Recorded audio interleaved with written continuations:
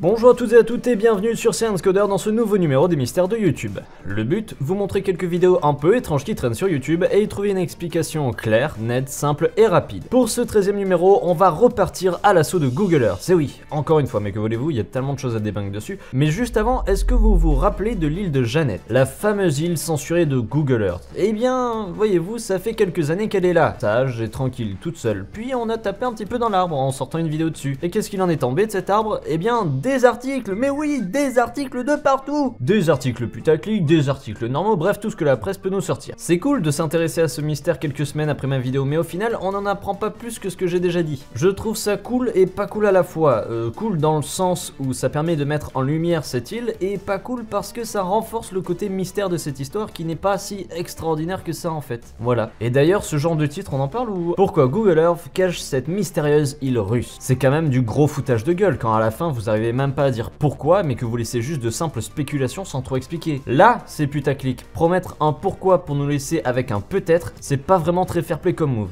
Bref, continuons sans plus tarder avec une petite enquête rapide. Il y a une autre île cachée dans Google Maps. Et oui, c'est ça d'ouvrir la boîte de Pandore, maintenant faut assumer. Alors, qu'en est-il? Île, pas île, base secrète, eh bien allons de ce pas vers Bing Map, notre petit rituel maintenant. Oh bah merde! Ah bah y a rien sur la tache noire. Ah non, c'est quel dommage quand même, hein. Bon, allez, l'île est peut-être passée sous les radars de Bing Map, hein. Peut-être que l'algo de Bing a effacé l'île sans faire exprès, parce qu'au final, c'est pareil que Google, hein. Sur le coup, il y a une texture de remplissage sur les mers et océans. C'est donc pour ça qu'on va partir maintenant sur le EOSDIS, le système de satellite météo de la NASA, pour voir les images pleines sans détourage ni texture. Et là, hop, ah mais non, rien du tout. Donc encore une fois un titre putaclic. Alors je tiens à noter tout de même que juste un tout petit peu plus au-dessus de la position, il y a bien une île cachée sous du noir, hein, c'est dommage, vous avez mal visé. Et j'en profite aussi pour dire que ce genre de mini-enquête est libre pour tous sur le Twitter de la chaîne. Allez follow si c'est pas déjà fait, j'y mets des blagues, des mini-enquêtes, des news de la chaîne, voilà. Promo faite, continuons à présent avec un meurtre. Voilà, au moins ça redonne le ton de la vidéo. En 2013, Internet a été submergé de cette photo. D'abord postée sur Reddit, un habitant de la ville d'Almer aux Pays-Bas dit reconnaître le lieu et plus encore, il écrit qu'il y a eu un meurtre près de chez lui. Et il n'en fallut pas plus pour faire exploser Reddit sur les théories et les spéculations. Dans la même journée, la police a eu vent de ceci et a commencé une enquête. Alors je vais pas vous le cacher comme c'est pas une enquête que j'ai faite moi-même, on va aller plutôt vite sur cette histoire. Alors oui, il y a un ponton et oui, il y a une sorte de traînée rouge, mais non, ce n'est pas un meurtre. Désolé pour vous. C'est vrai qu'en y réfléchissant 2 secondes, c'est quand même vraiment con de tuer quelqu'un, de se faire chier à le traîner sur des dizaines de mètres en étant extrêmement discret, hein, avec une énorme trace rouge des enfers, en pleine journée qui plus est, pour ensuite le balancer à l'eau pour que le cadavre flotte. La vérité est tout simplement con car c'est un chien. Et oui, le propriétaire du chien a eu vent de l'affaire et s'est présenté à la police en indiquant que tout ceci n'était pas un meurtre, mais juste son Golden Retriever qui revenait de sa baignade. Et tout de suite, une compilation de 2 secondes de Golden Retriever pour mon ami Stardust.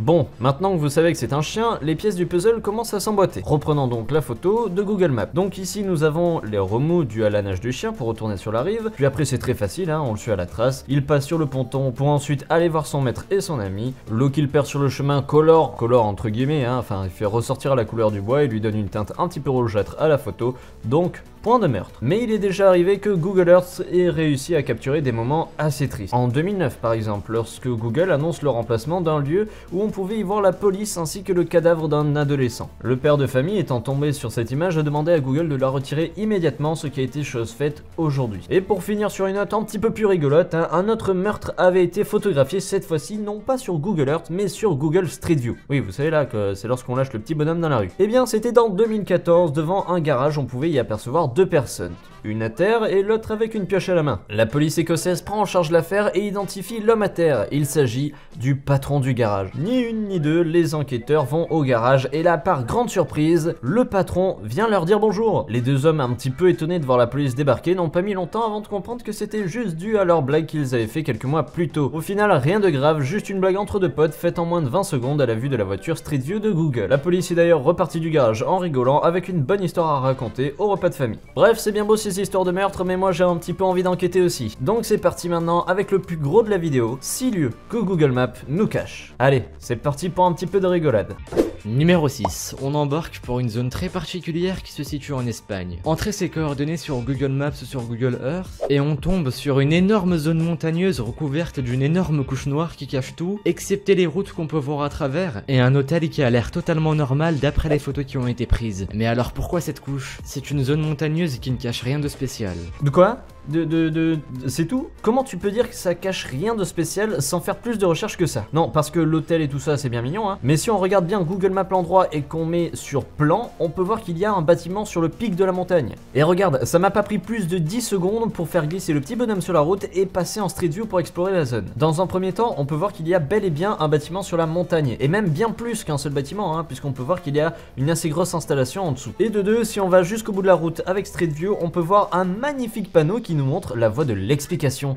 Et oui Jamy, comme on pouvait s'en douter, c'est une zone militaire, placée sous un embargo. Cela signifie que, en gros, les logiciels satellites sont dans l'interdiction de partager les données ou photos au public. Donc, à la phrase « C'est une zone montagneuse qui ne cache rien de spécial », bah manque de bol, mais si, justement. Numéro 5, autour d'une base aérienne néerlandaise. Entrez ses coordonnées et là, ouais c'est moche. On tombe sur un amas de pixels pas très beau à voir. Reculez juste un peu la caméra, voilà. On peut voir une zone qui a été totalement censurée. Il s'agit en fait d'une base de l'armée de l'air néerlandaise. On ne sait pas vraiment pourquoi est-ce que ce lieu a été censuré. Cette base aérienne n'a pas grand chose de spécial. Elle n'est pas secrète, il y a même des journées portes ouvertes qui y sont organisées. Mais cela n'explique pas pourquoi est-ce que ce lieu a été censuré. D'ailleurs, si on lit les avis que les gens ont mis sur la base aérienne, on peut voir qu'il y en a qui pètent des câbles, hein.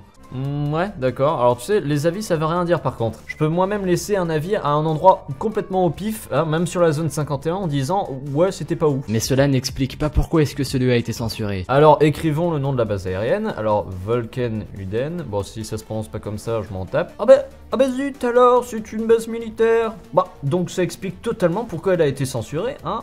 C'est un site sensible. À savoir que beaucoup de bases aériennes militaires sont des sites sensibles. Et sinon, effectivement, pour ce qui est des portes ouvertes, tu as raison. Tous les 3 ans, ils ouvrent leurs portes au public pour des démonstrations de vol et autres. Mais il n'en reste pas moins que cette zone militaire est interdite au public, hein, le reste du temps, et que les seuls à pouvoir y accéder sont des hélicoptères rattachés au domaine du médical pour y être entreposés. Rien d'exceptionnel, une simple base militaire censurée. Numéro 4. On continue avec encore une fois une base aérienne. Une base aérienne qui se situe en Allemagne. Entre ses coordonnées, on peut tout de suite remarquer que deux parties de cette base aérienne ont été censurées. La première, et également la plus grande, cache ce qui semble être une piste d'atterrissage. Mais pour la deuxième, c'est un peu dur de le deviner car il n'y a que des arbres ou des champs qui bordent la zone. On ne peut pas vraiment déterminer ce qui se cache, à moins d'y aller sur place. Mais pour ma part, il y a quand même 500 km qui me séparent de cette base, alors je préfère lâcher l'affaire. Ouais, bon, fais pas genre non plus, même si c'était à 3 km, il serait pas allé, hein, faut pas trop se mytho non plus. Bon, on va passer assez vite sur l'affaire, hein, puisqu'aujourd'hui l'embargo est levé, donc on peut tout y voir. La zone est bel et bien une base aérienne, on peut même y voir un avion NATO décoller,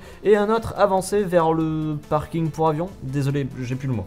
Et pour ce qui est de la forêt cachée, c'est tout simplement le village de la base aérienne. Voilà, donc à l'heure actuelle, Google ne cache plus rien dans cette zone. Numéro 3. Tapez ses coordonnées et on tombe sur la frontière entre les États-Unis et le Mexique. Vous ne remarquez rien? Les frontières sont légèrement, lourdement distordues et ce sur plus de 20 km. Mais pourquoi que sur 20 km et pas l'entièreté de la frontière? Est-ce qu'elle cache quelque chose de ce côté pour que ça soit autant distordu? Peut-être qu'il y a Mewtwo dans cette frontière et qu'ils font exprès de nous le cacher. Bon, c'est quand même très vide comme vidéo je trouve, hein, mais genre le vide intersidéral. Non, mais grosso modo c'est quoi? C'est on vous montre un endroit bizarre et on vous dit oh là là regardez c'est bizarre. On vous balance ensuite 30 questions différentes dans la gueule. Mais pourquoi cet endroit est bizarre? Et ensuite continuons avec un nouvel endroit. Non mais putain c'est pas... Je trouve ça vraiment très nul comme vidéo. Mais regardez si je le fais. Yo tout le monde c'est Lenny de la chaîne ScienceCoder et aujourd'hui on se retrouve pour parler de 3 endroits bizarres et cachés sur Google Earth. Alors en numéro 3 c'est une belle mosaïque, hein. C'est quand même très étrange et très bizarre et très joli à la fois. En numéro 2, oulala, mais qu'est-ce que c'est? Ah bah c'est une autre mosaïque. Et en numéro 1, une mosaïque. Voilà, tout ceci était très étrange. Dis-moi toi dans l'espace commentaire ce que tu penses de ces mosaïques et laquelle t'as préférée. Et si on dépassait 10 000 likes, épisode numéro 2. Allez, salut! Bon allez, fini les conneries, on en est où de cet endroit un petit peu bizarre? Et bien sur Google Maps, depuis la vidéo, il y a eu des mises à jour. Et l'endroit est à nouveau visible. Mais, parce qu'il y a un mais, il se trouve que les images de l'endroit n'ont pas été prises en même temps. Ce que je veux dire, c'est qu'elles ont été remplacées manuellement. On peut y voir d'ailleurs la démarcation juste là et des bribes bribes d'endroits encore déformés ici. Sur Bing Maps, c'est à peu près la même chose. Alors oui, c'est assez bizarre, mais il n'y a rien d'alarmant, hein. Si on va sur Google Earth par exemple, on peut y voir cette zone sans aucun remplacement ni modification sur des screens de 2008 ou moins. Alors est-ce une volonté de cacher un endroit ou autre? Pour le savoir, nous allons aller sur le EOSDIS de la NASA. Et on peut y voir que, rien en fait, hein, y a rien, donc pas de quoi paniquer. Allez, suite. Numéro 2, on continue avec un endroit assez particulier. Entre ces coordonnées, on se retrouve sur ce qui semble être un carré. Oui, une zone qui a la forme d'un carré mais qui a été totalement brouillée. Ça n'a pas l'air d'être une zone secrète puisqu'il y a des routes qui permettent d'y accéder. De plus, le carré a été mal découpé, on peut voir un bout de végétation sur un angle. Alors moi j'y vois pas de la végétation mais surtout un grand grillage au vu de l'ombre au sol. Et quand en plus la route qui longe ce carré se nomme Camino Los Militares, eh bien ça donne peu de doute à ce que pourrait être cet endroit. Mais soit, allons sur Google Maps.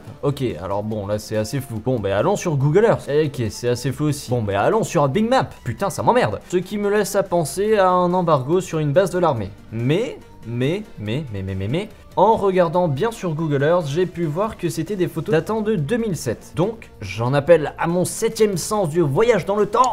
Voilà, donc il n'y a pas grand chose en dessous, hein, comme on peut le voir. On peut tout de même y voir un bâtiment à moitié détruit en 2016, qu'il n'était pas en 2013. Donc quoi qu'il se passait ici, ça a l'air d'être fini, qu'il y ait eu un bunker ou non. Et la zone a l'air d'être clean aujourd'hui. Mais je ne m'avancerai pas plus non plus, je n'ai pas plus d'informations. Bref, rien de spécial pour ma part, suivant. Bref, entre ces coordonnées, nous voici dans les îles Paracel. Bon, pensez à dézoomer un peu la caméra parce que là, stop, je vais arrêter l'extrait parce qu'on a déjà vu cet endroit dans l'épisode numéro 1 de Google Earth. Bref, résumons la vidéo, des endroits certes un petit peu étranges et d'autres sous un embargo, donc interdits à la plèbe que nous sommes. En soi, rien d'exceptionnel et de déroutant. Bref, continuons et allons fouiller YouTube pour voir ce que nous pouvons trouver pour terminer en beauté cette vidéo. Ah tiens voilà, parfait, un monstre marin visible depuis le ciel. C'est parfait ça, c'est parti.